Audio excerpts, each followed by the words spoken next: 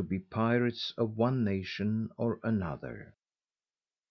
but much more especially since that Curacao, Tortuga, and Jamaica have been inhabited by English, French, and Dutch, and bred up that race of huntsmen, than which no other ever was more desperate, nor more mortal enemies to the Spaniards, called buccaneers. Now shall we say, that these people, through too long continuation of peace, have utterly abolished the exercises of war, having been all along incessantly vexed with the tumults and alarms thereof? In like manner it is false to accuse their defect of military discipline for want of European commanders. For who knows not that all places, both military and civil, through those vast dominions of the West Indies, are provided out of Spain? And those of the militia most commonly given unto expert commanders, trained up from their infancy in the wars of Europe, either in Africa, Milan, Sicily, Naples, or Flanders, fighting against either English, French, Dutch, Portuguese, or Moors? Yea, their very garrisons, if you search them in those parts, will peradventure be found to be stocked 3 parts to 4 with soldiers both born and bred in the kingdom of Spain. From these considerations it may be inferred what little difference ought to be allowed betwixt the Spanish soldiers, inhabitants of the West Indies, and those of Europe, and how little the soil or climate has influenced or caused their courage to degenerate towards cowardice or baseness of mind; as if the very same argument, deduced from the nature of that climate, did not equally militate against the valour of our famous buccaneers, and represent this to be of as degenerate metal as theirs. But nothing can be more clearly evinced than is the valour of the American Spaniards, either soldiers or officers, by the sequel of this history. What men ever fought more desperately than the garrison of Chagre? Their number being 314, and of all these only 30 remaining, of which number scarce 10 were unwounded, and among them not one officer found alive. Were not 600 killed upon the spot at Panama, 500 at Gibraltar, almost as many more at Puerto del Principe,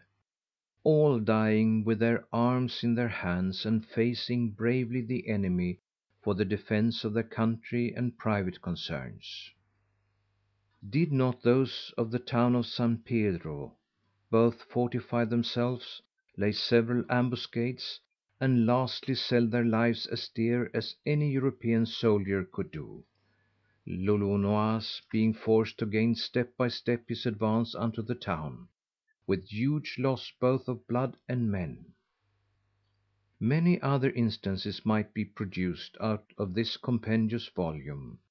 of the generous resistance the Spaniards made in several places, though fortune favoured not their arms.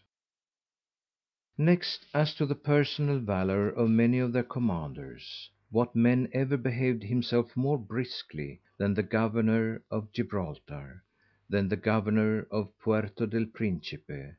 both dying for the defence of their towns, than Don Alfonso del Campo and others?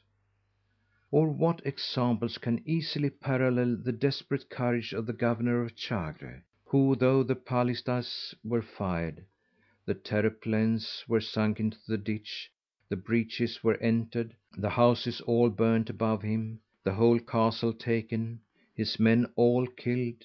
yet would not admit of any quarter, but chose rather to die under his arms, being shot into the brain, than surrender himself as a prisoner unto the buccaneers? What lion ever fought to the last gasp more obstinately than the governor of Puerto Velo, who, seeing the town entered by surprisal in the night, one chief castle blown up into the air, all the other forts and castles taken, his own assaulted several ways, both religious men and women placed at the front of the enemy to fix the ladders against the walls, yet spared not to kill as many of the said religious persons as he could. And at last, the walls being scaled, the castle entered and taken, all his own men overcome by fire and sword, who had cast down their arms and begged mercy from the enemy, yet would admit of none for his own life,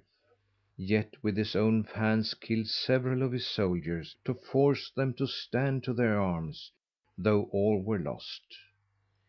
Yea, though his own wife and daughter begged of him upon their knees that he would have his life by craving quarter, though the enemy desired of him the same thing, yet would hearken to no cries nor persuasions, but they were forced to kill him, combating with his arms in his hands,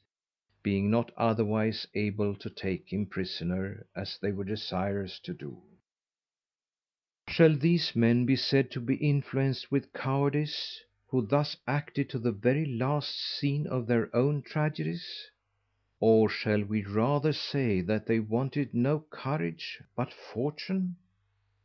It being certainly true that he who is killed in a battle may be equally courageous with him that kills, and that whosoever derogateth from the valour of the Spaniards in the West Indies, diminishes in like manner the courage of the buccaneers, his own countrymen, who have seemed to act beyond mortal men in America. Now to say something concerning Don Esquemeling, the first author of this history. I take him to be a Dutchman, or at least born in Flanders, notwithstanding that the Spanish translation representeth him to be a native of the kingdom of France.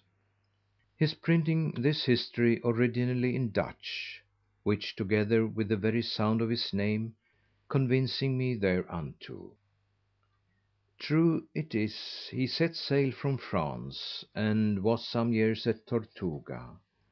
But neither of these two arguments, drawn from the history, are prevalent: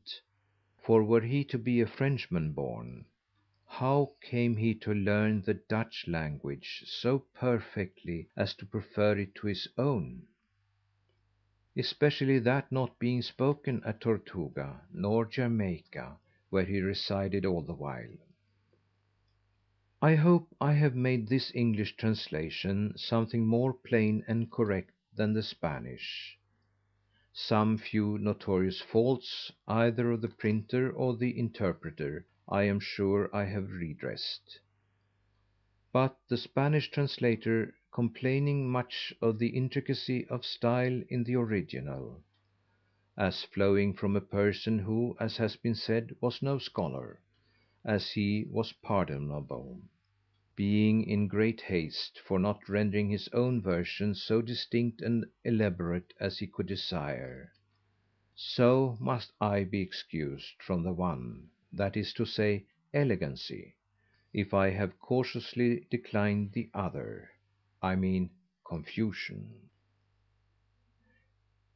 End of the Preface, read by Lars Rolander.